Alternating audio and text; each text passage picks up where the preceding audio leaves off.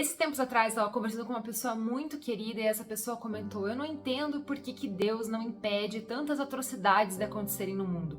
Por que inocentes sofrem? Por que a gente ouve tantas coisas ruins acontecendo? Por que Deus, sendo todo-poderoso, não faz nada? É sobre essas perguntas que a gente vai falar nesse vídeo de hoje, porque é muito importante que nós compreendamos, de acordo com a palavra de Deus, com o que a Bíblia nos ensina, sobre o porquê que essas coisas acontecem. Bem, a primeira coisa que a gente precisa compreender é que quando Deus criou o mundo, as coisas que nele existem e o ser humano, ele estabeleceu leis e regras que regem essas coisas, que são as coisas criadas. E nós precisamos compreender que Deus não muda e as regras que ele estabeleceu para esse jogo aqui também não se alteram. E para a gente conseguir compreender isso, nada melhor do que ir para o início de tudo. Gente, Gênesis. Eu sei que você já leu Gênesis ou que você já ouviu a história da criação do mundo, que você acha que você já sabe batido isso, mas eu vou te falar uma coisa. Tem detalhes ali que a gente não presta atenção e são nesses detalhes que o Espírito Santo nos revela mistérios ou coisas que a gente ainda não tinha compreendido. Para fazer esse vídeo aqui, eu comecei a ler então o primeiro capítulo de Gênesis. E eu comecei a ficar maravilhada com as coisas que eu comecei a perceber, porque eu realmente estava meditando versículo a versículo para compreender o que a palavra de Deus estava dizendo. Quando Deus começa a criar as coisas, então, que ele cria a luz, ele faz a separação entre luz e trevas, e cria então noite e dia. É a mesma coisa depois quando fala que Deus separou as águas e criou o firmamento, criou o céu. Gente, isso significa mais do que parece. Deus estava estabelecendo regras, Deus estava colocando ordem nas coisas. Finalmente, então, Deus cria o homem. E é interessante aqui porque tem até uma curiosidade, que eu vou fazer um parênteses aqui para te falar, porque algumas pessoas podem se perguntar assim, por que está escrito façamos o homem à nossa imagem, à nossa semelhança? Por que está no plural?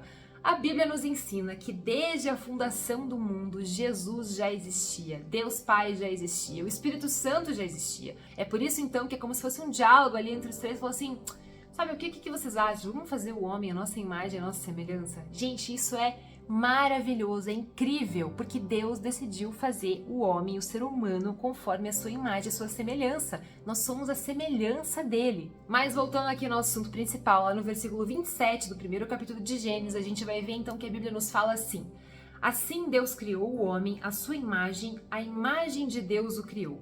Macho e fêmea os criou. Bom, considerando aqui que a gente está nessa linha de que Deus estabeleceu uma regra, uma lei, um fundamento para tudo que ele criou e a forma como isso deveria funcionar, nós temos que prestar atenção que Deus criou macho e fêmea. Foi essa a regra que ele estabeleceu. A fundação do mundo foi feita dessa forma. A nossa existência começou dessa forma e nós temos que respeitar o que Deus pré-estabeleceu. Depois que Deus criou então homem e mulher, você já prestou atenção qual é a primeira coisa que Deus faz? Deus os abençoou e disse assim: frutificai, multiplicai-vos, enchei a terra e sujeitai-a. Dominai sobre peixes do mar, tarará, e assim ele segue. Ou seja, é muito claro então essa lei que ele estabeleceu, que nós teríamos autoridade, que nós teríamos domínio sobre as coisas criadas. Agora então as coisas começam a ficar bem interessantes, porque presta atenção no negócio. Apesar de Deus ter dado toda essa liberdade aí para o ser humano, na verdade, ele nunca deixou de ser Deus, de ser a autoridade suprema. Porque presta atenção o que acontece. Lá nos versículos 16 e 17 diz assim: ordenou o Senhor Deus ao homem, dizendo: de toda a árvore do jardim comerás livremente, mas da árvore do bem e do mal, dela não comerás, pois no dia em que dela comerdes, certamente morrerás. Perceba então que quando Deus deu essa ordem, ele estabeleceu outra regra. E Deus disse por quê? Porque se vocês comerem, certamente vocês morrerão. Deus então estabeleceu uma regra que não era para ser quebrada e ele deu a consequência, isso já estava certo. Então aqui nós continuamos vendo que para as coisas funcionarem da forma correta, perfeitas como Deus criou, era necessário que se respeitasse a autoridade dada por Deus, que se respeitasse as regras do jogo que Deus estabeleceu e que isso tudo não anularia ainda o domínio que o homem tinha, a responsabilidade que ele tinha sobre as coisas criadas. Mas então, como a gente bem sabe, vem a serpente, vem a tentação, veio o pecado e aí começa a zona no mundo. mundo, né, gente? É por isso que nós estamos fazendo esse vídeo aqui, para poder explicar para você o porquê que é essa bagunça que é hoje. Se você está curtindo esse vídeo, já deixa um like, já se inscreve aí no canal e no final compartilha com alguém, tá? Mas os detalhes aí dessa questão eu vou deixar para um outro vídeo que eu quero falar sobre pecado. E agora eu quero que você guarde no seu coração a principal mensagem dessa parte aí da história, tá? O pecado do homem foi não aceitar a autoridade de Deus e a regra como ele tinha estabelecido. E foi também querer ser igual a Deus, porque não bastava ser semelhante a Deus, não bastava ter a comunicação direta com Deus, não bastava ter o jardim lindo, maravilhoso para cuidar e para usufruir, né? Ele queria ser igual a Deus. E esse aqui foi o pecado original. A consequência, então, de tudo isso é que a gente vê lá em Gênesis 3,17, que Deus diz que por causa da atitude de Adão e Eva, que eles permitiram que o pecado entrasse no mundo. A partir de então, a terra seria maldita. Deus amaldiçoou? Não, gente, na verdade, Deus apenas havia estabelecido uma regra do jogo que era para ser observada, que era para ser seguida, o homem descumpriu a regra e as consequências vieram, foi isso que aconteceu. Mas foi a partir dessa desobediência, então, que Satanás começou a ter autoridade aqui no mundo, que ele começou a poder agir da forma como ele bem entendesse e então tentasse as pessoas para que elas, caindo nessas tentações, pecassem e gerassem todo o caos que a gente vive hoje. Você tá meio em dúvida ainda? Eu tenho provas. Eu vou te mostrar de acordo com a Bíblia o que ela nos ensina e nos mostra sobre isso que eu estou falando. Primeiro exemplo aqui para trazer para vocês, que a gente bem conhece, é Caim e Abel. Como a gente sabe, ambos trouxeram para Deus as suas ofertas. E a Bíblia nos conta que Deus se agradou, se atentou para a oferta de Abel, mas não para a de Caim. Caim ficou já nervoso na hora, irritado, fechou o semblante. Deus já perguntou: por que você está desse jeito? Por que você está chateado? O que aconteceu? E daí Deus vem então e fala o seguinte: se procederes bem, não serás aceito. E se não procederes bem, o pecado jaz à porta, querendo conquistar-te, mas sobre ele deves dominar. Preste atenção no verbo dominar, de novo dominar. Só que agora ficou um pouco mais complicado, porque a gente antes tinha que só dominar as coisas que Deus tinha criado, tava tudo beleza. Agora nós temos que dominar o pecado. Só que apesar disso, tem um vídeo aqui no canal em que eu falo que é sim possível vencer o pecado. Assista lá depois porque é muito legal e vale a pena. Mas vamos então ao segundo exemplo que eu acho que é extraordinário que nós precisamos ter em mente.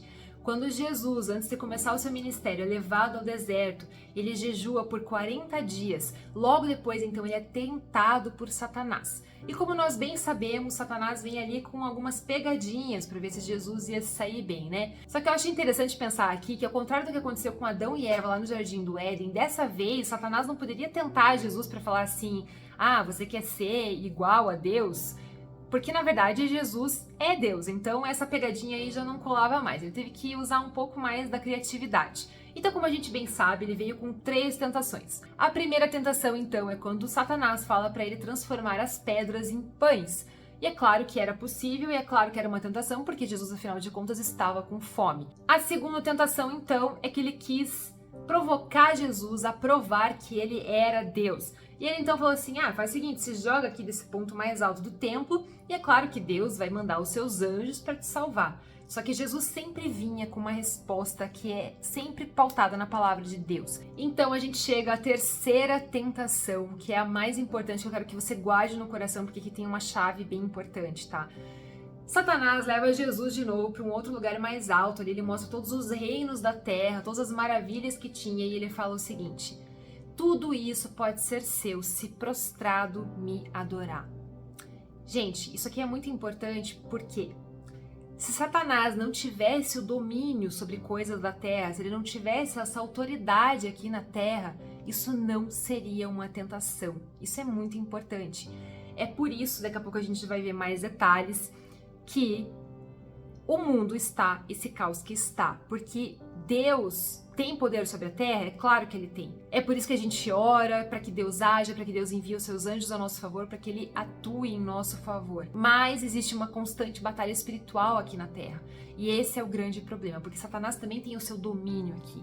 Mas Jesus, muito inteligente, inspirado por Deus, conhecedor da palavra, isso nós temos que nos inspirar, porque Jesus venceu as tentações, porque ele conhecia a palavra de Deus. Isso serve como exemplo para nós. Jesus então responde: retira-se, Satanás, pois está escrito: ao Senhor, o teu Deus, adorarás e só a ele servirás. O que Jesus fez aqui então? Ele respeitou a autoridade de Deus. Ele sabia que Deus é o único que pode ser adorado. Ele sabe que nós fomos criados, nós seres humanos fomos criados para adorar a Deus, para ter relacionamento com Ele. Então aqui, Jesus conseguiu vencer essas 3 tentações exatamente porque ele entendeu que ele tinha que respeitar as regras do jogo como Deus estabeleceu desde o início. Então, gente, o mundo está contaminado pelo pecado. Existe sim uma atuação maligna aqui. E as pessoas que cedem às tentações que Satanás coloca para elas são aquelas que fazem as coisas ruins nesse mundo. Perceba aqui que a responsabilidade, de novo, a autoridade está na nossa mão aqui na Terra. E essa regra, essa lei estabelecida, ela não é quebrada. Lá em 1 João 5,19 diz assim: sabemos que somos de Deus e que o mundo inteiro jaz no maligno. Portanto, o mundo está sepultado, está morto para o maligno.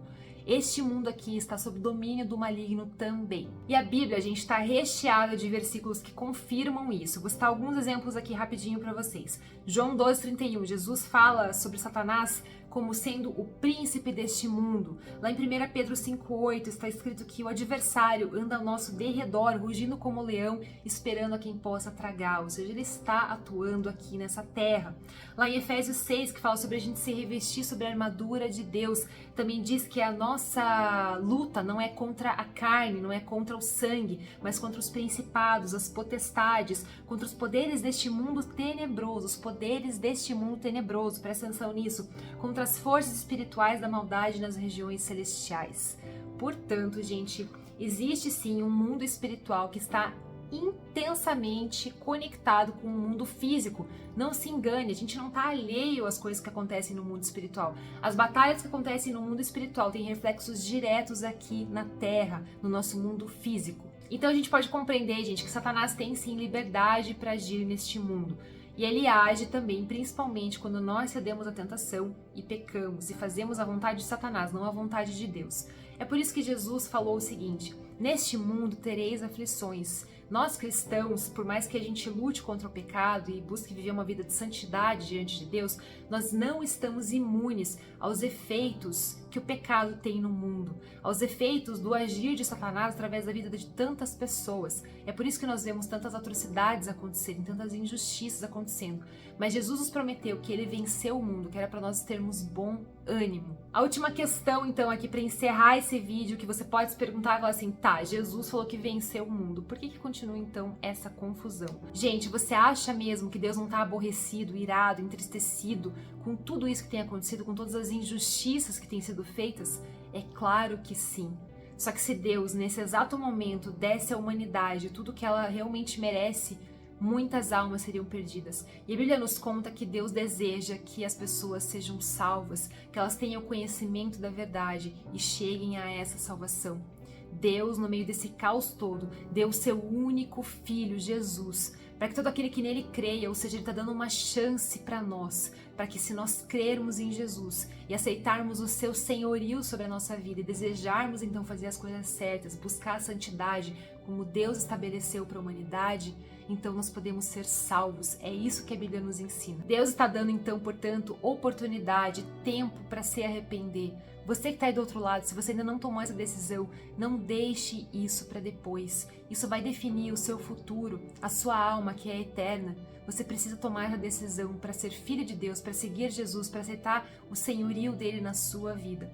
Porque a palavra nos diz que depois Deus vai derrotar Satanás e aquelas pessoas que não tomaram essa decisão estarão condenadas eternamente a estarem separadas de Deus. E não só isso, a sofrerem no inferno com Satanás, porque ele vai ser derrotado. E quando isso acontecer, novos céus e nova terra vão ser formados, como a gente aprende lá em Apocalipse. E eu acho lindo porque a Bíblia ainda nos ensina que Deus enxugará dos nossos olhos toda a lágrima. Não haverá mais morte, nem pranto, nem clamor, nem dor, pois já as primeiras coisas são passadas. Finalmente, então, Deus nos promete que aquele que perseverar até o fim, que guardar a fé e que obedecer à sua palavra, esse será herdeiro de Deus nessas coisas, nesse novo céu e nessa nova terra, onde já não vai mais existir essas injustiças que nós estamos cansados de ver aqui na terra. E Deus nos promete então que Ele será o nosso Deus e nós seremos os seus filhos. Se esse vídeo foi importante para você, não esqueça de compartilhar com alguém. Já clica aí embaixo, distribui lá pelo WhatsApp, manda para alguém que você gostaria que soubesse essa mensagem. E eu te espero no próximo episódio aqui do canal, porque você já sabe, né? Eu preciso te contar.